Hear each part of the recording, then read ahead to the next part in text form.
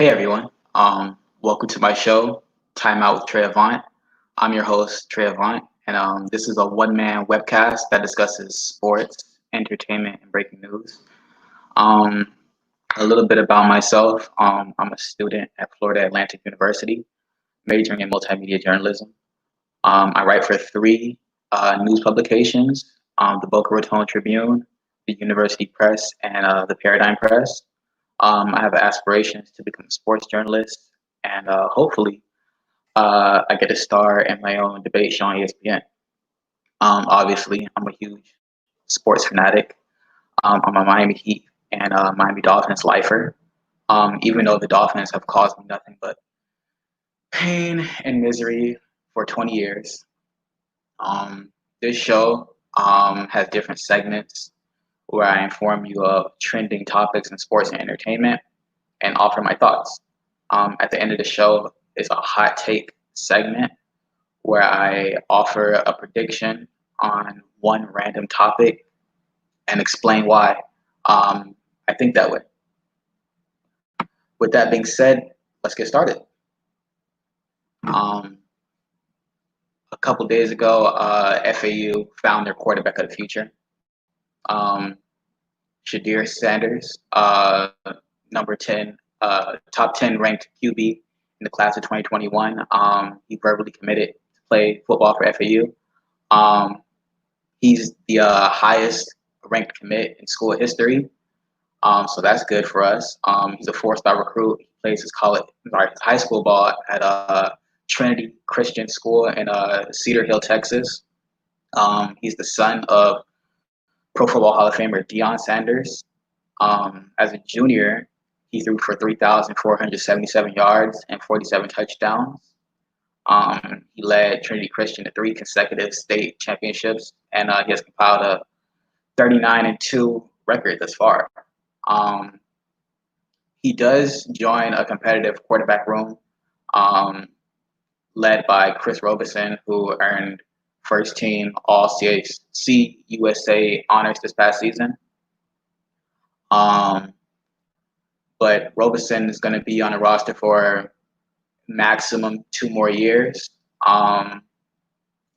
So by the time Shador gets to FAU, the starting spot should be his, but he does have to compete with Willie Taggart II.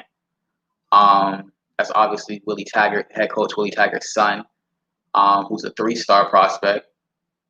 Shador, he chose FAU over offers from Alabama, Florida, Florida State, Georgia, LSU, South Carolina, and others. I'm surprised he chose FAU over Florida State and South Carolina. Florida State, it's his dad's alma mater. South Carolina, his older brother Shiloh Sanders, he is a corner at South Carolina. So I am pleasantly surprised that he chose FAU. But FAU, as everybody knows, FAU is a up and coming school, has an up and coming football program, and there's not a ton of competition at the quarterback position. So I believe he chose what was best for him and his future, and hopefully he brings FAU more CUSA championships, and hopefully gets us ranked in the top 25. We're switching gears to the NFL now. Last week, Patrick Mahomes signed a 10-year contract extension worth $477 million with another $26 million in potential bonuses for a total of about $503 million. The contract extension extends his contract through the 2031 season, which makes Mahomes the highest paid athlete ever. He's only been a starting quarterback for 2 years, and you could already make an argument he's one of the greatest quarterbacks of all time. He's only 24 and has produced a 50 touchdown, 5,000 yard season. He also has a Super Bowl ring to his name, and his team just keeps getting better and better. But I don't think a contract of this magnitude is smart for a football player. His contract will severely impact the Chiefs' cap space for 10 years, meaning it's going to be really hard to keep the core together and create a dynasty. But the good thing is Mahomes doesn't have an extremely risky play style like, say, Lamar Jackson. But as we know, football is a dangerous and unpredictable sport. Anything can happen. But if you build a strong offensive line around him, he could still be effective up to his age 36 season. That's when his contract, his 10-year deal runs out. He could play to his age 36 season and beyond if he so chooses. Um, his teammate, Chris Jones, signed a 4-year, $85 million extension with the Chiefs. I don't know where they're getting this money from, but they're determined to create a lasting dynasty. But the key is building an offensive line around Pat Mahomes, keeping him healthy. Try to keep Tyreek Hill and Travis Kelce. Those are his um, biggest targets.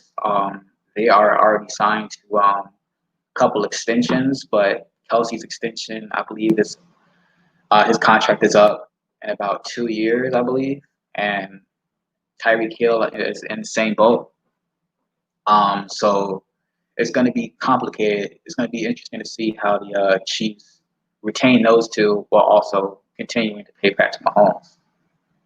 Um, um, the deadline for franchise player contracts passed today, and a couple of big names will not be playing on the franchise tag. Well, will be playing on the franchise tag. Dak Prescott is expected to play on his franchise tag. Um, Dak's franchise tag will guarantee him a salary of $31.5 million this season. AJ Green, Hunter Henry, Matthew Judon, and Shaq Barrett are some of the other names that will be playing on the franchise tag this season. Deshaun Watson is also due for an extension as well. I don't think either player is worth Mahomes' money.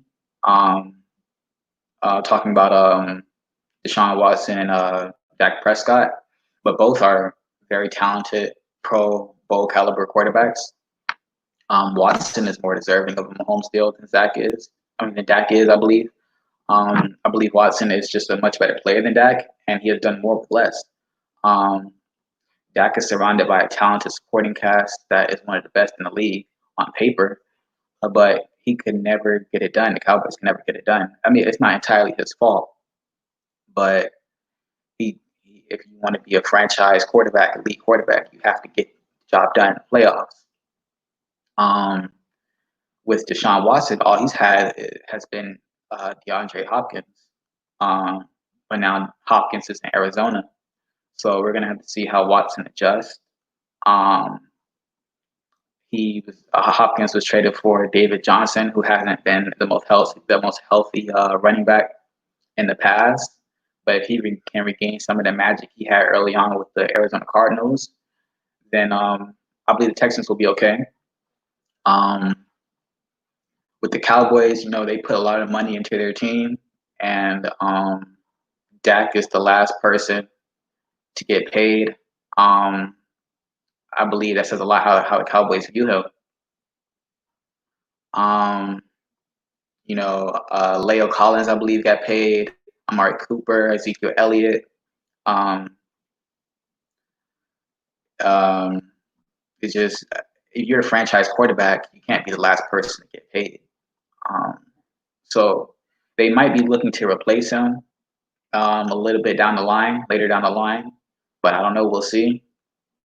Um, Myles Garrett, he signed a 5-year, $125 million extension with the Browns. He deserves it. He's arguably the best young edge rusher in the game, and his stats last season would have been monstrous if he never got suspended. Um, Obviously, the fight he had with Mason Rudolph did, in some people's eyes, diminish his value. They might try to blame him and say he has character concerns, which is not true. This is the first issue he's had since he's been in the NFL. He just lost his cool in that moment, but up to that point, he was dominating. You know, um, Derrick Henry today he signed a 4-year, $50 billion extension with the Titans. He led the league in rushing. But I think it's a shame that Ryan Tannehill is going to get paid more than him. I understand Tannehill is a running back, but the reason the Titans made the playoffs in the first place is because of Derrick Henry. After Mariota's poor performance, they threw in Tannehill, and Tannehill played really good. But in the playoffs, the Titans relied heavily on Derrick Henry. There was multiple games where Tannehill had under 100 passing yards, and that's unacceptable for a quarterback. But they still kept winning games because they kept feeding the rock to Derrick Henry. So if you ask me, Derrick Henry should be getting the quarterback money, and Ryan Tannehill should be getting the running back money. But it makes sense because running backs are not valued in today's game. Henry could fall off next season. Who knows? Running backs fall off all the time. They have a great season, and then they just fall off the face of the earth. We're seeing that right now with Todd Gurley. He had a big deal with the Rams. Now he's playing for the Falcons because he had a great season, couple great seasons, and then his knees just got the best of him, and then it was pretty much over for him at that point. Madden revealed some of their player ratings for Madden 21. Thus far, Patrick Mahomes, Aaron Donald, Christian McCaffrey, and Stephon Gilmore have been announced to have 99 overalls. Lamar Jackson has a 94 behind Russell Wilson and Patrick Mahomes, which is reasonable to be behind those two. But as the MVP and the cover athlete, he should have a lot higher than 94. If you ask me, he should have a 97. Same thing. That's what Russell Wilson has. He has a 97, and I believe they're equal in terms of value. In the real world, Lamar Jackson and Russell Wilson are probably on the same level. Probably not. They're not as good as Patrick Mahomes at his best, which is why Patrick Mahomes has a 99. But I believe the 97 for both of them is reasonable. But a 94 for Lamar Jackson is pretty disrespectful. But what's really disrespectful is Drew Brees and Tom Brady are the only two quarterbacks in the 90s. I believe Drew Brees had a 93 and Tom Brady had a 90. Both of them are on the downsides of their career. They're like over 40. They had great years, but they're not 90 overall players anymore. I believe it's just a legacy thing. Tom Brady and Drew Brees are just not elite quarterbacks anymore. They can get the job done. They're good quarterbacks, but they're not the person you get the ball to and say, "Win me the game." Not anymore. Deshaun Watson only has an 86. Carson Wentz only has an 84, and those two are clearly better than Drew Brees and Tom Brady. Aaron Rodgers has I believe it was an 89 or an 88. And he underperformed severely last season. Again, I believe it's the legacy thing. Saquon Barkley is only a 91 behind Christian McCaffrey, Derrick Henry, Ezekiel Elliott, and Nick Chubb. Barkley is also tied with Dalvin Cook. And I remember I seen an article recently that said Saquon Barkley was the best running back in the league. Last season wasn't his best season, but he was hampered with an injury. And the offensive line wasn't very good, and he had a rookie quarterback. But I believe this upcoming season he's going to show that he's clearly the best running back in the league. There's no doubt about it. He has no flaws in his game. And a 91 is just really disrespectful in my eyes. Alvin Kamara is an 88 behind Aaron Jones and Joe Mixon. Alvin Kamara is one of the best running backs in the league. Le'Veon Bell wasn't even in the top 10 of the running back ratings that were released, which is understandable because he had a really down year last year. The Jets are not a very good team. Le'Veon did take he did have a problem with his rating and not being in the top 10. He's pretty much showing that he's eager to get out there and show the world that he's still one of the best running backs in the league. Um, Joe Burrow, he has one of the highest ratings among rookies at a 76 overall. Um, he has the highest among the rookie QBs. Um, Tua has a 73, Jordan Love has a 71, and Justin Herbert has a 70. Um, I believe they're making the ratings a little bit more realistic this time around. Instead of throwing 90s all around, like they're Oprah, you get a 90, you get a 90, you get a 90. It makes sense. Um, like a 76 for Joe Burrow, the first overall pick is really low compared to years past where he would have been like maximum an 82 overall. But I mean, it makes sense that they're trying to make the game more fair and balanced, especially like Ultimate Team. So not everybody has 90 overalls in their teams. But obviously, the player ratings are going to go up as the season progresses, like they always do. Ratings go up and down all the time. So I believe Deshaun Watson and Carson Wentz are going to prove they deserve 90 overalls, 90 plus. Barkley's probably going to end the season at like a 97 overall if he stays healthy. Joe Burrow, if he leads the Bengals in a relevancy, he should probably be maximum 85. Um, Hopefully Tua, his rating increases. I'm a big Tua fan. Ever since we drafted him, the Dolphins drafted him, so I'm really excited about him and his development. We're gonna switch gears to the NBA. The NBA is back. All the teams have arrived in the Disney bubble. Um, there are 22 teams battling for the Larry O'Brien Trophy, and according to ESPN, the Milwaukee Bucks have the best odds of winning the championship. Um, when it comes to the bubble, I don't think it's a very good idea, especially being in Florida of all places. Um, I don't understand why the bubble couldn't be placed in a state like Montana or somewhere that doesn't have a ton of cases and the risk is minimal.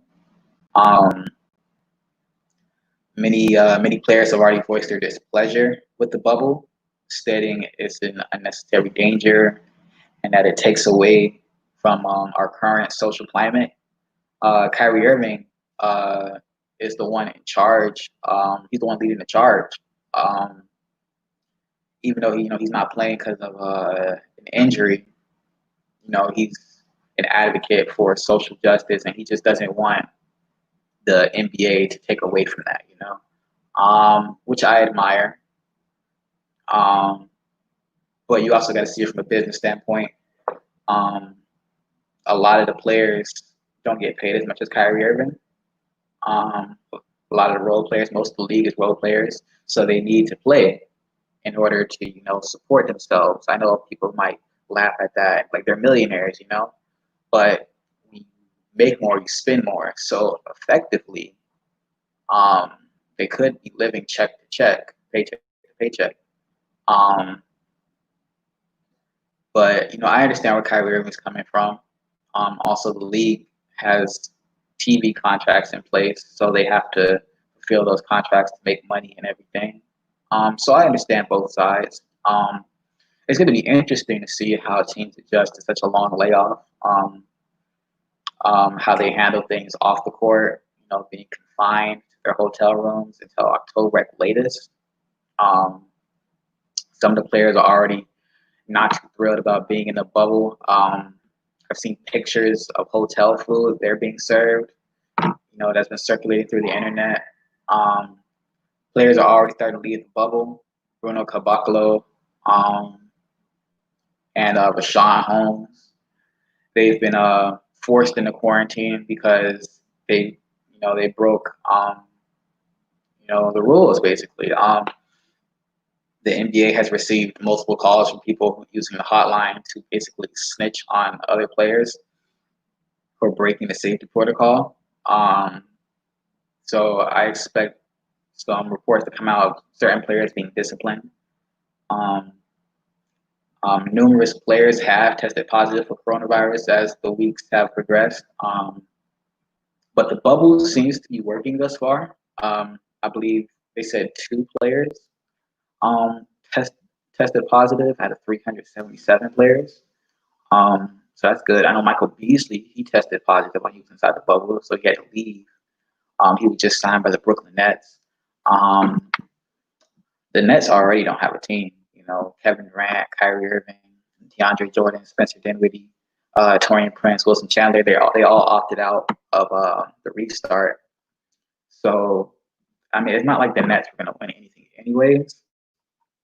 But I mean, it would have been very helpful for them to have all those players um, to at least make a run. But I mean, they're going to be a threat next year though when Kevin Durant and Kyrie Irving finally get a chance to play with each other.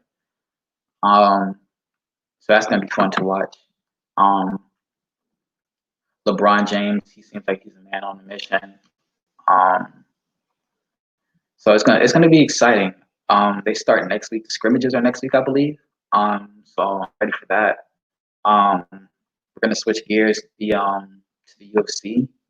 Um, Kamaru Usman defeated Jorge Masvidal by unanimous decision to retain his welterweight belt. Masvidal, he stepped in on 6 days' notice to fight Usman. Usman was supposed to fight Gilbert Burns, but Burns tested positive for coronavirus. So that's why he got replaced by Jorge Masvidal. Masvidal, he was on the outs with the UFC regarding his contract, but Burns' withdrawal from the fight was a win-win situation for the UFC and Masvidal. The UFC got to keep their main event, and Masvidal got paid. It's a win-win. Um, but as when the fight happened, Usman, he out wrestled Masvidal the whole fight. He grinded out the win, and that's what he does. He's extremely strong. He uses his wrestling to out wrestle his opponents. His fights are not exciting, but it gets the job done. Um, Usman is most likely going to fight Gilbert Burns when Burns recovers from the coronavirus. Um, Masvidal, I believe he should fight Leon Edwards.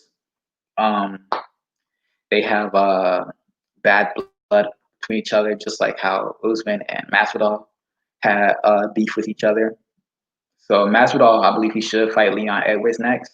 Um, that should be fun, and that doesn't work out, and Masvidal, I understand Masvidal, he wants to fight a rematch against Usman, but he's most likely going to have to work his way up since he wasn't in a position to get the championship fight in the first place. He was a replacement. Um, so he's probably going to fight Leon Edwards, or he can go for a money fight and fight Conor McGregor if McGregor figures things out with his contract with the UFC. So a Masvidal McGregor fight would be extremely fun to watch. I would enjoy that very much. I'm sure a lot of fans would. And Masvidal is slowly becoming a star in the UFC. In the UFC, you have to market yourself. A lot of fighters start to do that now. They're starting to follow the Conor McGregor, way of thinking. You talk the talk, if you talk the talk, and you walk the walk, you're going to get more fights. You're going to get more money, and that's ultimately what these fighters are trying to do. Masvidal, he's doing that. If he would have beat Usman, he would be probably the biggest star in the UFC if he beat Usman. But obviously he didn't. But if he gets a fight with Conor McGregor and he beats him, I don't know. He'd be one of the biggest draws in the UFC. But it's about that time, folks. It's hot take time. My hot take of the day is I believe the Miami Heat will reach the NBA Finals. I don't think they're going to win, but I do believe they have a good chance of reaching the NBA Finals. I read a report that Jimmy Butler was actually had received a noise complaint because he was dribbling the ball at like 1 o'clock, 12 o'clock in the morning, and when the security guard came to his door, drenching in sweat, just working out early in the morning. And I believe the Heat just have a bunch of dogs on their team. They have very rough, grizzled like personality that no other team has. I understand many players were working out during the hiatus and everything. I don't doubt that. Um, but the Miami Heat are always working, whether there's a hiatus or not. Um, and I might be biased, but in 2006, the Heat made it to the finals. They weren't expected to win, but they ended up winning anyways. The Heat are one of the best teams in the league. The Heat are undefeated against the Bucks this season. They're undefeated against the Raptors this season. They only have one loss, I believe, against the Sixers and have like 2 wins over the Sixers.